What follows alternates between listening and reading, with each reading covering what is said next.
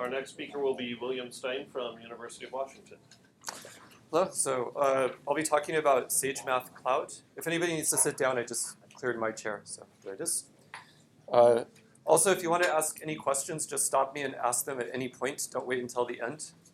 So just ask anything the second it pops into your head. That's fine with me.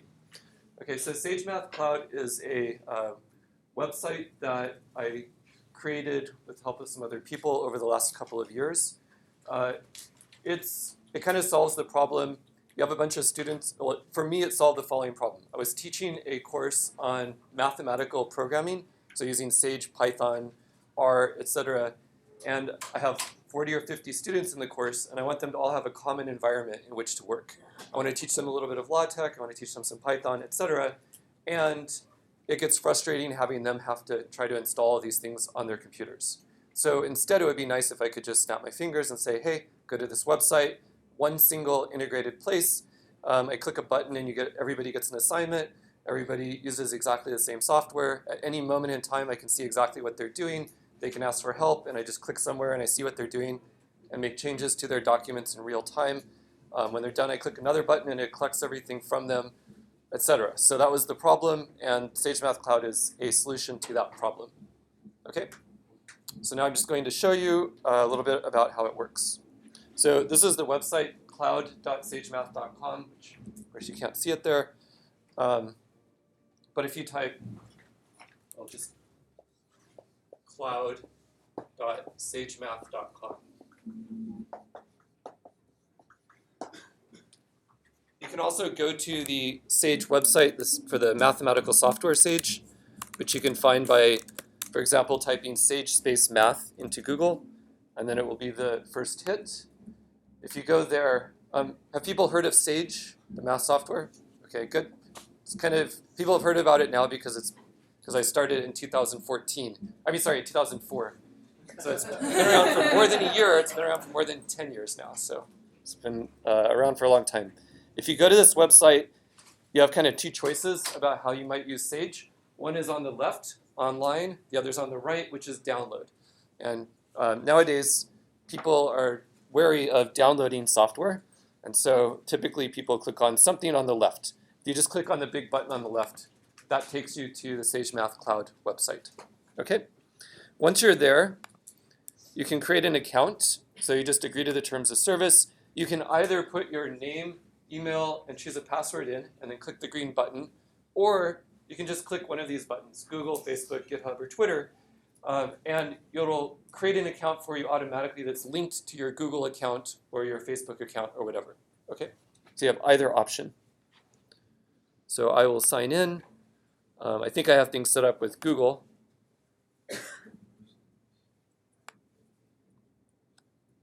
Apparently I don't. I just added I'll just log in with my normal email and password. Okay, I'm now logged in. When you log in, you'll see that there are various extra things at the top. There's a projects tab, which lists a bunch of different projects.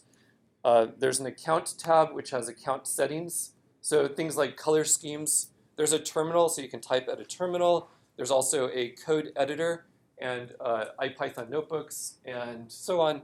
The code editor gives you, there's lots of things you can configure. For example, there are various themes. If you like a dark background versus a light background, if you like a solarized theme, for example, you have lots of different color schemes. There's also different key bindings. So if you're a Vim user, an Emacs user, or a Sublime text user, you can select one of those and you'll have familiar key bindings when you're working with the text editor. And there are also lots of other options involving things like, for example, that one says, let me zoom in a little because I think it's kind of small on the screen. But here's one that says match XML tags. So if you're trying to edit a DocBook XML file, for example, then it will automatically, you type the beginning of a tag and it'll automatically add in the closing tag.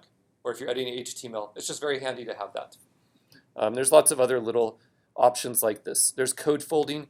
For example, you're editing a LaTeX document. If you highlight a range of text and hit Control-Q, it'll fold everything. And then you can unfold things. So it's very convenient. You can fold and unfold sections and environments and so on. There's a lot, and by the way, functionality-wise, what's in here, well, I'm going to be showing you a little bit more, but You can edit LaTeX documents, something you might want to teach a little bit to your students. You can edit Python code, C programs, Java programs, and pretty much any open source language you can think of. There's stuff for managing courses that Rob demoed, and there's a lot of stuff for using Sage, of course. Okay, so once you have started using this, initially you'll probably see no projects at all, unless you started using SageMathCloud because you received an invitation from somebody else, which is a very common way in which people start using it. And when you do that, you'll see the project that they invited you to already there. Okay, so here are various projects I have. Because I've been using it for a while, I have been invited to many projects. And you can see that they're ordered by time. And there's really an enormous number of them. What you have is the title of the project, when it was last used by somebody, some further description about the project, possibly including hashtags, and then the other collaborators on the project. So for example, we're organizing, or we actually had a Sage Days recently, and this was a project that all the people at the Sage Days were invited to. So these are all the people in the project. You can think of a project as kind of like, it's sort of like a chat room, but it's also like a Linux account. So you can do computation, but you can also chat and work with documents. So let's start with a brand new clean project, which I'll call, I don't know, April 11th talk in Tacoma. So you just type that. When I click Create Project, behind the scenes, a Linux account was created on a server somewhere in Seattle, and this new project then exists. I can click on it. Notice I have no collaborators at this point, because it's a brand new project. When I click on it, it opens it. You can see it actually took less than 30 seconds. It was instant, but I like to lower expectations. Okay, now once we've opened it, now we get to the real stuff. So what I showed you before was relatively boring. I mean, you couldn't do anything. So here, you can now create or upload files or add collaborators to the project. And then there's also some tabs at the top, which like new, log, find, which you'll see do things as, well, let's start by just doing something with a file. So I'll click on create or upload files. So when I do that, I see various buttons that allow me to create various types of documents. And also, there's a little rectangle that I can drop files or directories or whatever into if I want to upload files. So let's start with, I'll make a markdown file. So I'll call it foo.md. You can also click here and see what sort of files or what file types are supported. So I can click there. I now have a markdown file, and this is a markdown file. Notice that there's a toolbar at the top which allows you to do various things related to editing markdown. So if I wanted to insert a bulleted list, for example, I would click here, and it kind of gets you going, as you can see. And of course, it supports lots of things like mathematics. Like if you try to typeset mathematics, you type here, you see the real-time preview over there. So this is just an example of one of the things you can do. It's just a markdown editor. Of course, it's kind of boring doing this by myself. So I'm going to click on Settings. So notice there are various tabs across the top here. One is Settings. And I'm going to add somebody to this. So how about Rob, who gave the first talk this morning? I typed his name in, and then it did a search over the roughly 85,000 people who have SageMathCloud accounts. You can also type an email address. It won't search partial email addresses, but if you type an exact email address, if the person has an account under that address, only that person will be listed. If they don't, you get a little button that says invite them. And you click that button, it sends them an email, they then sign up, and then they're part of the project. So I'm going to invite Rob to this project. Okay, he's now invited. Actually, since he's already a user, he's now there. And if Rob were to open this project, we should see that. So this is the log of everything that happens in the project. And I don't know, have you opened it yet? I just opened it. Okay, look. It says Rob Beezer, open this project. So each time somebody opens a project, you can see that listed in this log. And now you can see that he opened that file. And these file, like you can actually click on this and go to the file. You don't have to find it up there again. Now you can see that he's talking, or he's making remarks right here.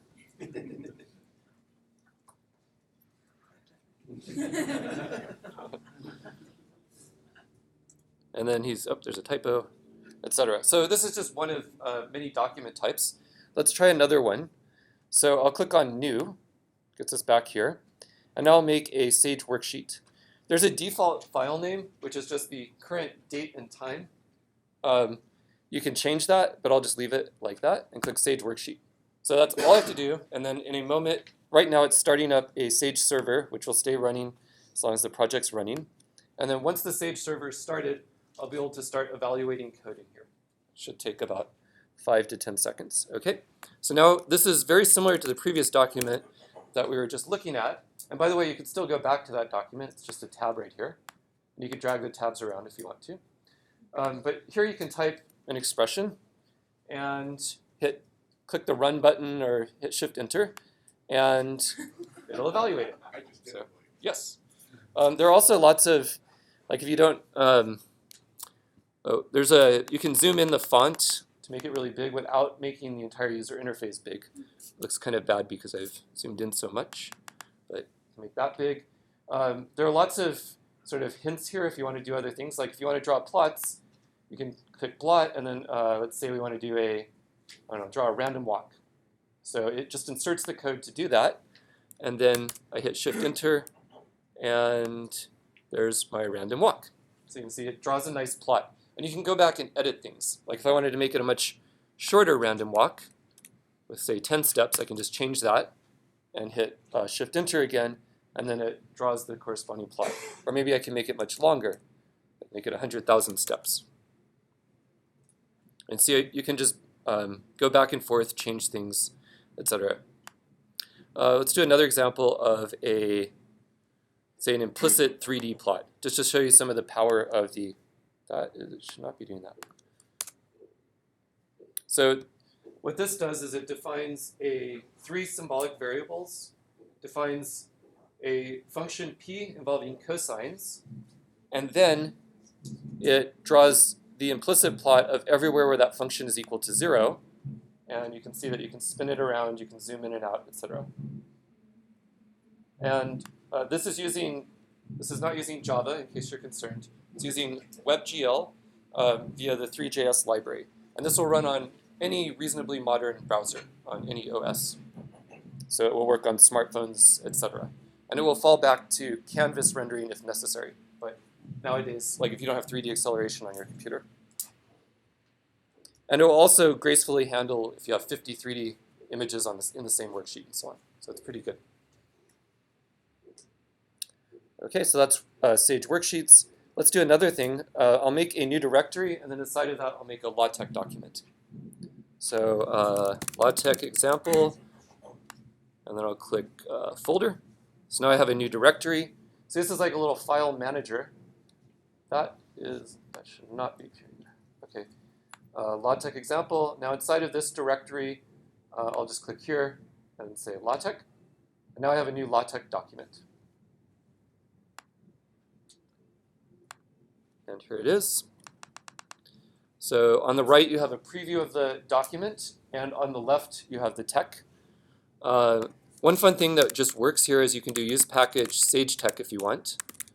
And then you can do things like, if you don't know what 2 plus 3 is, you can have it automatically computed. So what will happen is it runs LaTeX, and then it runs Sage to evaluate all expressions that are in \Sage, and then it caches the results. There's also a whole bunch of other things you can do, like have it automatically draw plots and so on. So you can see that it has drawn it on the right. Let me zoom in a little. And it could do more sophisticated things than adding 2 plus 3, like the integral, an integral of sine of x squared is \Sage integrate sine x squared with respect to x.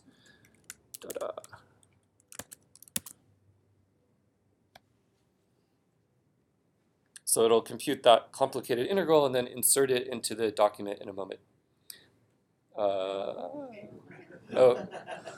I think it texts it once, and then there's a preview, and then it's running Sage again to actually evaluate it, and then it should, the next time around, maybe there's something, oh, there it is. Look. And you can drag this to sort of, whoops. I don't know what all that's about. Something funny. But you can see that it's not a pretty integral, so it's not in terms of elementary functions. Things that are like apparently there's something wrong. If you click here, it'll show you what thing is wrong. So I don't know what I've messed up, but I've messed up something. You can also click on the right, and then it takes you to the corresponding point on the left. And if you're over here, you can also click forward, and it takes you to that point on the right, which is really useful for big documents. And you can also split the screen horizontally or vertically, so you can see two different points in your document at the same time when you're editing. And so like when you type up here, you see it down there. And like with the other documents, if Rob wanted to pop in and make some edits to this, he could. Like maybe you can. So like essentially all the documents have the property that multiple people can edit them simultaneously. So you can see his cursor's appeared, and now he's making changes. Okay, and there's just a lot of different types of documents you can edit here. Another one is, let's see, so I'll just open another type. So there's IPython notebooks. So that one's right here. Oh, by the way, while that's opening, which takes like 5 seconds, there's another nice thing. There's a log for individual files. So as we're editing this worksheet or the tech document from before, any of these things, it records everything we're doing. So for example, if I click log right here, it pops up something with a slider.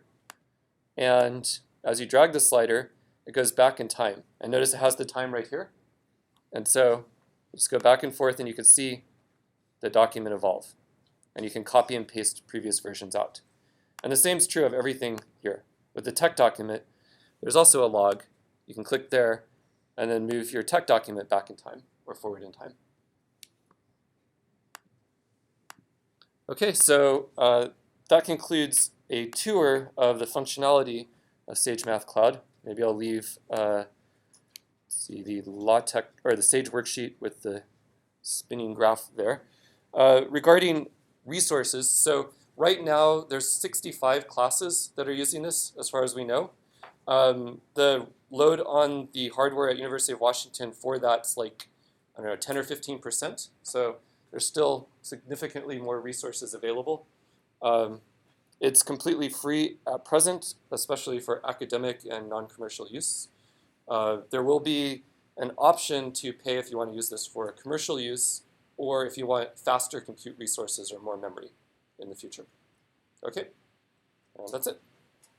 Thank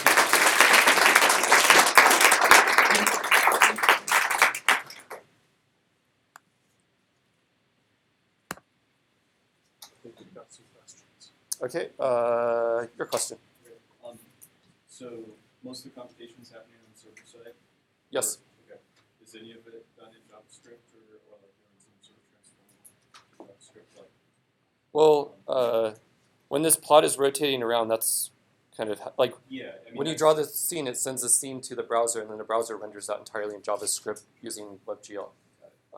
You can also type %JavaScript or %CoffeeScript at the beginning of a cell. So that will be entirely client side. If I do %JavaScript print 2 plus 3, that computation happened 100% client side. Got it. But any serious math computations are happening server side. And then just sorry to hold up. So the revision stuff where you Yep. just drag the time like that, are Yep. you using something on the back end like an actual revision control system for that, or is that all custom It's custom. stuff? Okay. Oh, and I should say, we're in the open source session. This is an entirely open source project. SageMathCloud is Yeah. open source. It's all released under the GPL license. Yes? So that's probably an answer to my first question. Suppose I wanted to run this on my own server. There is no support for doing that yet Understood. because the development effort is been spent entirely on making it something that people can use with just a few clicks without having to set up anything themselves. Probably this summer there will be a personalized version of this that will be very easy for individuals to use. It should be included in Sage, for example, in the near future. There's one Google Summer Code project that should be on My this. second question is, okay, it's in the cloud, I did this project and I accidentally typed my social security number in there in revision 13, how do I get rid of it? You email me. There's no way to get rid of stuff that you've typed in there. Assuming, so if you typed it in within the last 10 minutes or so, Right. then, so the revisions are, so first the revisions, so for this worksheet, for example, there's just a file sitting right next to it that has a sequence of diffs. You can edit that file or delete it. The diffs, like the history of a file, that's not stored in some database or something. It's just stored in a file in the project. However, every 10 minutes, the files in your project are snapshotted. So you can see right here that there are snapshots every 10 minutes. So, or actually a little bit more frequently at the beginning. But as you actively edit files roughly every 10 minutes, it makes a snapshot. And that snapshot includes the history files. So if you do it and then you quickly just remove it from the history, then you're fine. Also, recording of the steps is just an option in the editor. You can turn that off. But the primary audience for this is students in your courses, not people doing classified research. So students in your courses, so typically what they do is they don't, there's no reason for them to delete stuff that they've done. In fact, this is an incredibly powerful tool for detecting cheating. Because suddenly, instead of them typing for a couple of days, instantly they have like the answer to one problem, and then they make a few little changes to make it look different. And in fact, people have been emailing me somewhat left and right to ask about automated ways of detecting who cheated, because it's actually a big deal. People cheat usually, I guess, turns out. Let's see, Rob, quick. So another nice thing is when your student says, my dog ate the homework and I didn't bring it to class on time, you can go back in their project and see what they had right before the due date. So in a good way too, you can bail the student out. Yep. Briefly, can you just say what the course management part does? Yeah, it lets you, it solves the, well, I'll just say it. So it solves the problem of you have 50 students in your class, you want them to all have projects. You want to be able to give them stuff to look at, to edit, and then you want to collect it from them, you want to grade it, and then you want to send it back. It solves that problem with a few clicks. Rob showed it in his talk for a second. Yes, and yes, over there. So associated with the idea of cheating like that, if I have a student that doesn't want to be on the internet to do this, this is all on the cloud. Yes. So if they did all their work on their home computer and then just copied and pasted it in, all of a sudden they've got the answer, but they didn't actually necessarily cheat to do that. Well, what they copied and pasted in would probably be different than other students. If they copied and pasted something that exactly matched other students, and then they told you, they would also very likely just tell you, I'm going to work differently than other students before they do it, or you could just ask them to. The thing is, when a student says they did it online, and it's original work, and it exactly matches 3 other people, and then suddenly some of them took no time, and the other ones took a lot of time, you can tell what's going on. Any other comments? Yes? So what kind of resources are the standard user given on the server? 2 gigabytes of memory, 2 gigabytes of disk space, which is compressed, 1 core. Okay, cool. Thank you. Ask me questions afterwards.